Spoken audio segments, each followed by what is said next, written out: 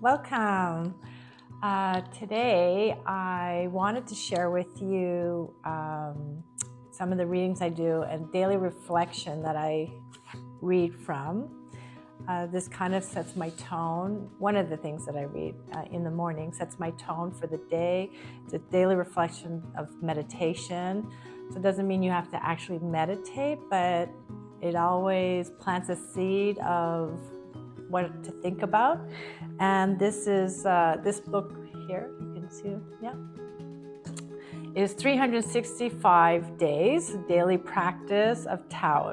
And that is a practice that I study, whether it's Buddhist or Tao, and I love the simplicity of these practices of mindfulness.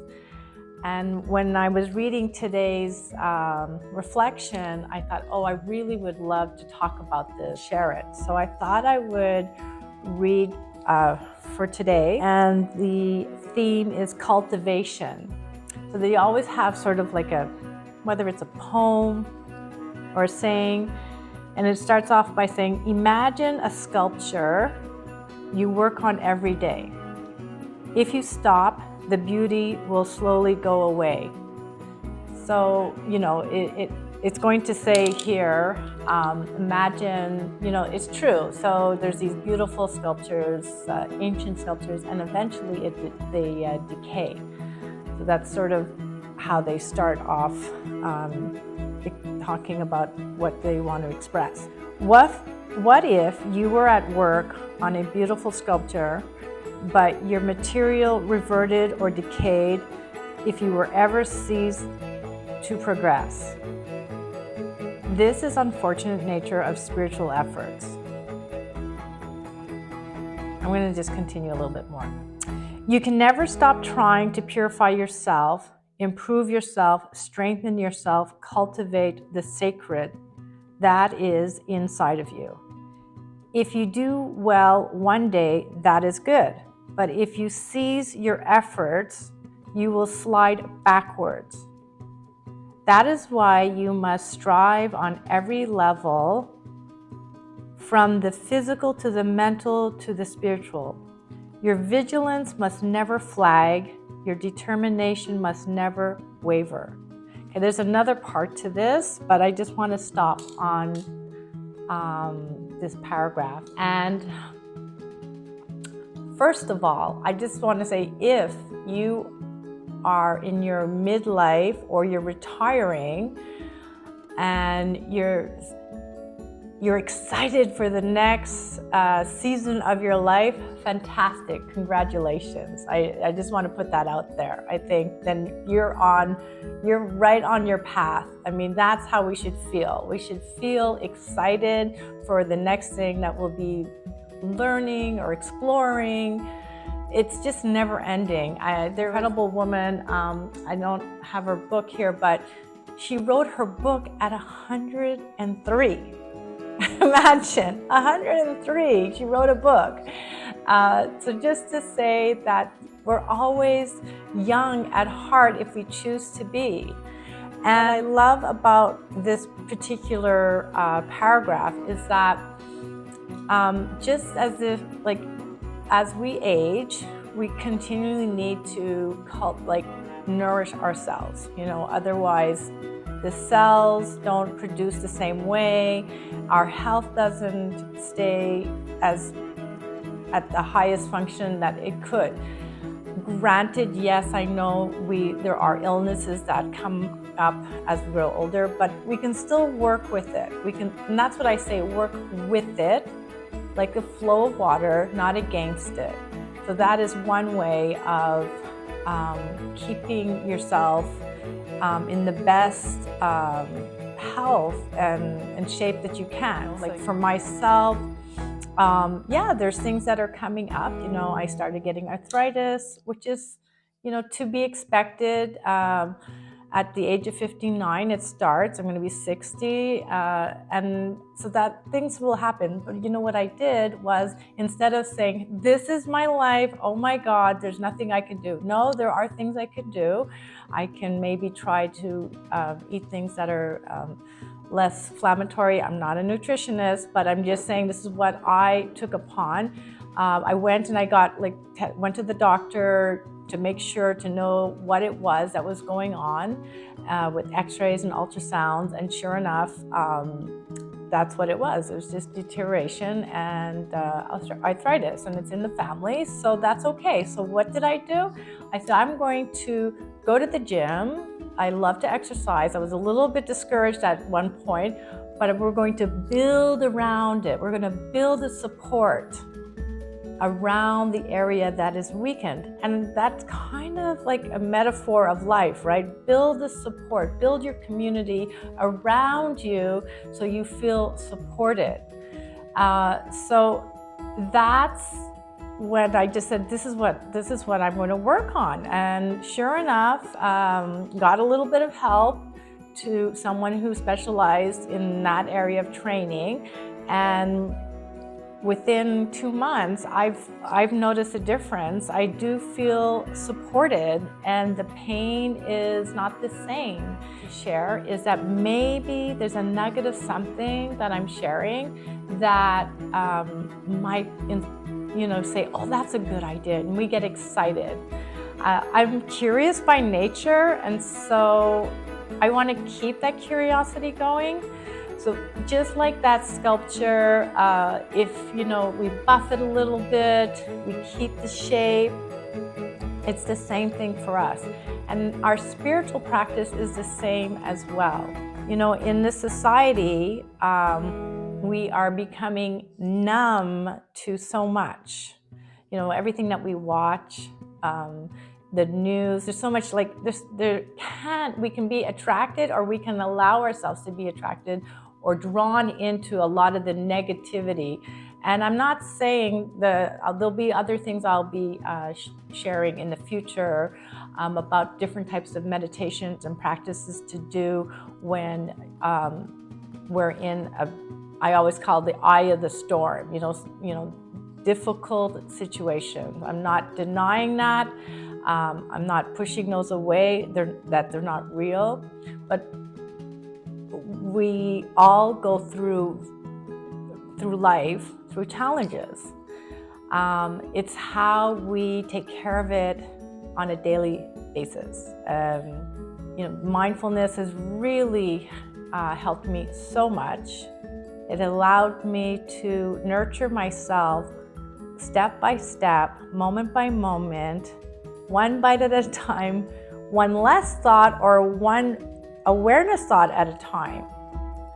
And that is, I can feel the openness and the space that I've created that is actually slowed down everything. We're talking about being healthier, feeling more vibrant, younger, like we used to feel. It is all possible.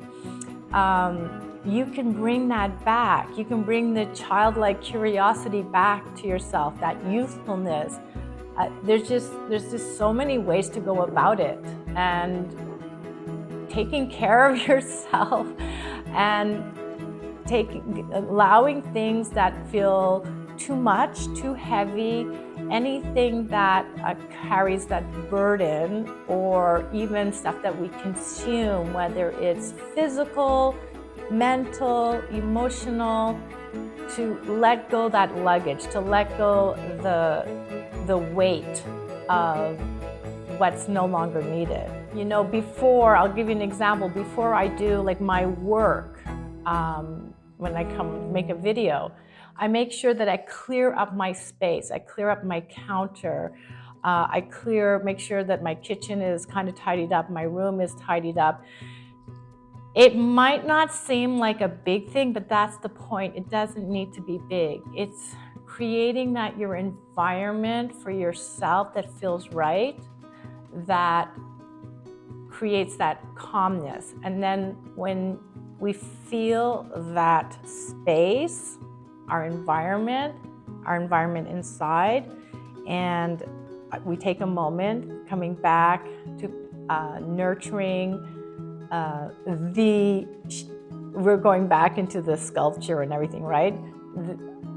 We can stop and we connect to that breath, and then we are able to have that room to just decide what we're going to do and how am I feeling right now? When I don't know how I'm feeling, when you feel confused, you don't know how to make a decision, this is when your practice that you've been practicing daily, your mindful practice, that is when you will be able to tap into it really, really quickly. And we're not, we all will go through difficult periods. During the day, during the week, things come up. It's how you lay the foundation of your day, of your morning, and then that enriches you. How does that apply to what I'm reading? Well, because of all the practices over the years, I have seen a change in myself. I've seen a change in how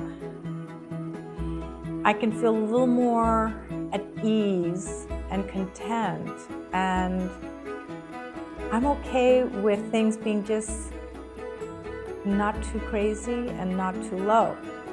If I'm feeling pumped up or distracted or stressed, well, I can come back to that middle ground. And that has created stability in my life. And then with the stability in my life, then I'm feeling a lot more joy in my life.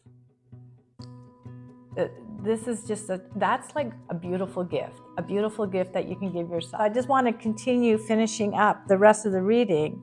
Paradoxically, there is nothing to achieve. So we'll get to the other part. There is nothing to achieve. It is only our minds that convince ourselves that we must do something. We are already pure, already sacred. But we live in a polluted world. We have egotistical thoughts that constantly divide us from the true way of living. And we cannot remain forever in a pure state and still function in the world. If you attain the higher levels of life, you would appear to another outsider as if in a trance. And it would be impossible to interact with others. So if you are trying to be spiritual in today's world,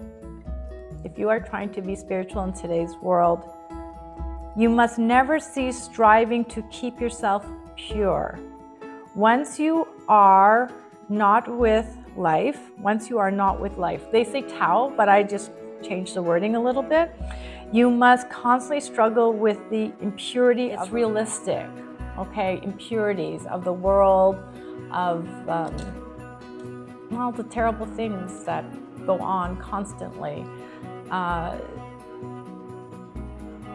It starts with you creating that purity and coming into your authentic self. If you practice going into yourself, what feels right, knowing who you are, like feeling that authenticity of yourself,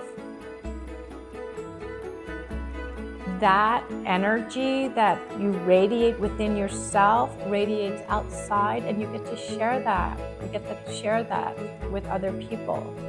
Perfect?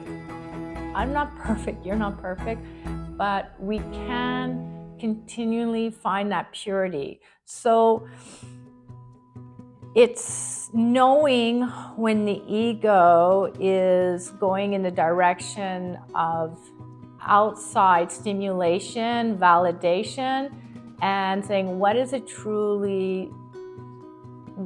my spirit, my soul really trying to ask me for? What do I need to listen to? And guarantee that if you take a moment and you listen, very simplistic simplicity to just listen to your breath, your heartbeat, what's happening inside. Then the environment, just like now, becomes your sacred home, because you are your sacred home. You are perfect just the way you are. I'm just going to finish with that. I just thought this was such a beautiful reading. I'll leave the notes of this book if you ever want to get it. I think I got it on Amazon, and I just wish you a blessed day. Thank you so much for listening, following, and if you have any comments, please write back, share what your experiences are, and I look forward to seeing you again in the next video.